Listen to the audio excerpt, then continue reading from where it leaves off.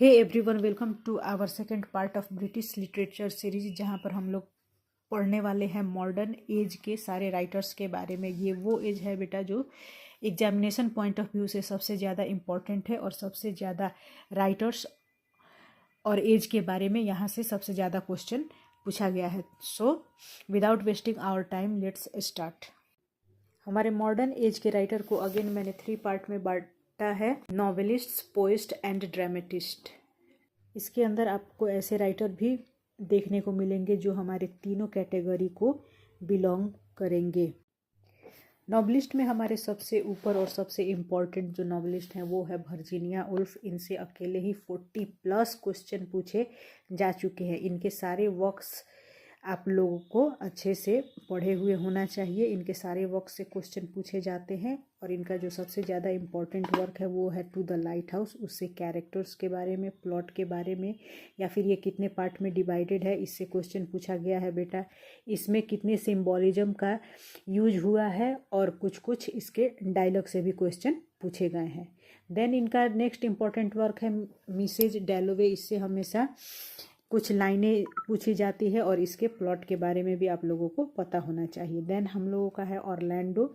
इसकी सोर्स पूछी गई है। हमारी वर्जीनिया वुल्फ जो है वो नॉवलिस्ट के अलावा एसेइस्ट भी है। तो इनका जो एसे है ए रूम ऑफ वंस ओन, इससे काफ़ी सारे क्वेश्चन देखने को मिले हैं। तो ये अ रूम ऑफ वंस ओन ज़रूर से पढ़ के जाइएगा। नेक्स्ट हमारे राइटर है वो है D.H. लॉरेंस। इनसे 20+ क्वेश्चन आज तक पूछे गए हैं। इनका जो मोस्ट इम्पॉर्टेंट वर्क है वो है Lady Chatterley love, the rainbow, kangaroo, sons and lover और वोमेन इन लव। ये सारे वर्क से हमेशा क्वेश्चन देखने को मिले हैं। देन हमारे हैं E.M. फोस्टर, जिनका सबसे इम्पॉर्टेंट वर्क है अ पैसेज टू इंडिया। इससे बहुत सारे क्वेश्चन पूछे गए हैं। नेक्स्ट हमारे राइटर है E.M. फोस्टर। इनसे 15+ क्वेश्चन पूछे गए हैं और इनका सबसे इम्पॉर्टेंट वर्क है अ पैसेज टू इंडिया। इससे सबसे ज़्यादा क्वेश्चन पूछा गया है। मेक श्योर कि इसके आपको प्लॉट पते होने चाहिए, इसकी स्टोरी लाइन पता होनी चाहिए, इसके कैरेक्टर और रेफरेंसिंग के बारे में आप लोगों को पता होना चाहिए। इनका और भी सारा वर्क्स है लेकिन उससे जितना क्वेश्चन नहीं पूछा गया है, सबसे ज़्यादा question a passage to India से ही पूछा गया है। तो आप एक बार इस नॉवेल को ज़रूर से पढ़ के जाइएगा। नेक्स्ट हमारे राइटर आते हैं जेम्स जोइस। अगेन ये बहुत ही ज़्यादा इम्पॉर्टेंट राइटर है। इनके 3 वर्क्स जो है ये आप लोगों को बिल्कुल भी छोड़ के नहीं जाना है। वो कौन कौन से वर्क्स है चलिए मैं आप लोगों को बता देती हूँ। वो वर्क्स है the portrait of artist as a young man, Ulysses और फिनेगन्स वेक। जेम्स जोइस के ये 3 वर्क से ही सारे क्वेश्चन पूछे जाते हैं। अगर ये तीनों वर्क आप लोगों ने कर लिया तो समझिए जेम्स जोइस को आपने अच्छे तरह से कंप्लीट कर लिया, क्योंकि मैक्सिमम नंबर ऑफ क्वेश्चन यही तीनों वर्क से पूछे जाते हैं। इनके कुछ माइनर वर्क्स भी हैं, उनसे ज़्यादा क्वेश्चन नहीं पूछे जाते। नेक्स्ट मॉडर्न एज के जो हमारे इम्पोर्टेंट राइटर है वो है Graham Greene, George Orwell, Joseph Conrad, Rudyard Kipling and Samuel Butler. ये 9 के 9 जो राइटर है ये सारे राइटर्स आपके लिए इम्पॉर्टेंट है और सारे राइटर्स को आप लोगों को करके जाना है। ये नहीं कि मैंने इम्पॉर्टेंट बता दिया तो सिर्फ 4 ही नॉवलिस्ट को कर लेंगे और बाकी छोड़ देंगे। ये सारे वो राइटर्स हैं जिनसे नेट UGC नेट ने आपके बहुत सारे क्वेश्चन पूछा है। तो मेक श्योर कि ये सारे राइटर के वर्क आप ज़रूर से ज़रूर पढ़ के देख के जाएंगे। इसी क्रम में अब आगे बढ़ते हैं और हम लोग देखते हैं मॉडर्न एज के पोएट्स को। अब बात करते हैं मॉडर्न एज के पोएट्स की। मॉडर्न एज के पोएट्स जो हैं इसमें सबसे ऊपर नाम जो आता है वो है T.S. इलियट के। देन हमारे हैं W.H. ऑर्डेन। देन उसके बाद W.B. ईट्स। T.S. इलियट जो है बेटा ये नॉवलिस्ट भी हैं, ड्रामेटिस्ट भी हैं, एसेइस्ट भी हैं और क्रिटिक भी हैं। इनके प्लेज के क्रोनोलॉजी से हमेशा क्वेश्चन पूछे जाते हैं। इनके क्रिटिकल वर्क्स से हमेशा क्वेश्चन रहते हैं।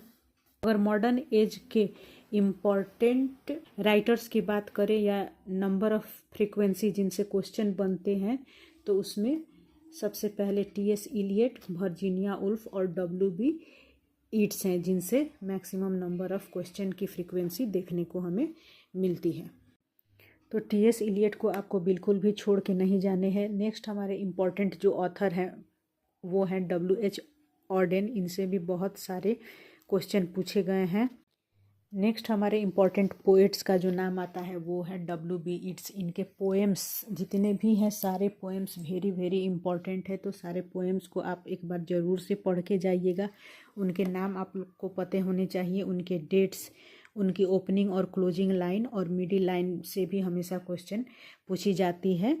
और इट्स के सिंबॉलिज्म से भी क्वेश्चन पूछा गया है। और एक और ये क्वेश्चन पूछा गया है कि इट्स जो थे वो सिंबॉलिस्ट थे या इमेजिस्ट थे, तो इट्स जो थे वो इमेजिस्ट पोएट थे। उसके बाद में जो हमारे इम्पोर्टेंट राइटर हैं वो है Wilfred Owen, Siegfried Sassoon, Robert Graves, Dylan Thomas and Rupert Brooke. तो इनके जो भी पोएम है वो पोएम आप लोग एक बार ज़रूर से पढ़ के जाइएगा। और ये वार पोएट्स के जितने भी नाम हैं सारे वार पोएट्स के नाम आप लोग एक बार ज़रूर से याद कर लीजिएगा। नेक्स्ट हम लोग देखते हैं मॉडर्न एज के इम्पोर्टेंट ड्रामेटिस्ट को। तो मॉडर्न एज के इम्पोर्टेंट ड्रामेटिस्ट कौन कौन से हैं, आइए एक बार उस पर नज़र डालते हैं।